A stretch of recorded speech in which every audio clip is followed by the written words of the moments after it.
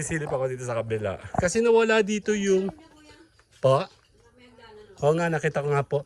Meron kasi dito dati na parang malaking tulay nga. Yun nga yung gusto kong tingnan dati. Ayan, ang ganda niya dito. O nga daw, naanod daw ng bagyo. Ayan o, pwede ka bumagduyan dito o. Nakakatuwa nga yan eh. Kasi natatakot ako nung punta ko dyan. Dahil medyo luma-luma na siya. Meron siyang hagdan sa baba o. Ayan o, doon pumunta kami doon dati. Diyan. Init. Tahimik naman yung tubig. Ay, may talangka oh. 3.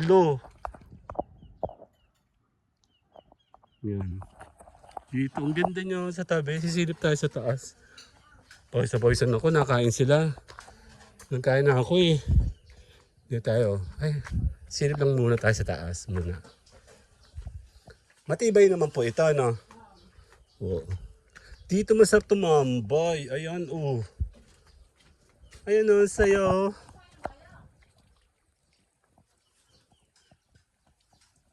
Ayan o. Sa hindi natin nabutan yung malaki ano. Pumunta ako doon sa kabila kanina.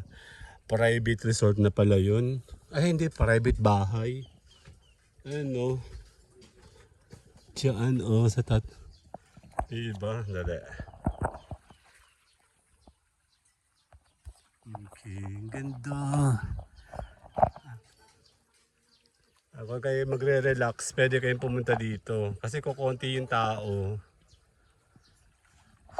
Ganda. Ang ganda din dun eh. Doon kami galing dati.